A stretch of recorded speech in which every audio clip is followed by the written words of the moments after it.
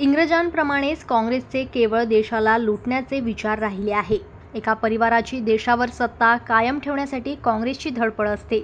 दलित, आदिवासी, वंचित घटकांना त्यांनी कधीही बरोबरीचे मानले नाही। काँग्रेसने बंजारा समाजाविषयी सदैव अपमानजनक व्यवहार केला आहे, अशी गणागती टीका पंतप्रधान नरेंद्र मोदी यांनी पोहरादेवी येथे आज केली आहे।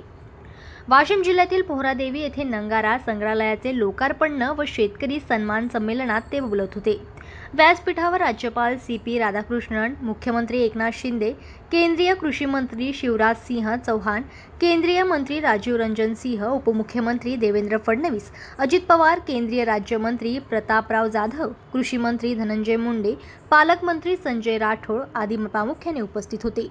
नंगारा विरासत वास्तू संग्रहालयासह व सुमारे 23,300 कोटी रुपये खर्चाच्या कृषी आणि पशुसंवर्धन क्षेत्राशी संबंधित अनेक उपक्रमांचा प्रारंभ पंतप्रधान नरेंद्र मोदी यांच्या हस्ते करण्यात आला।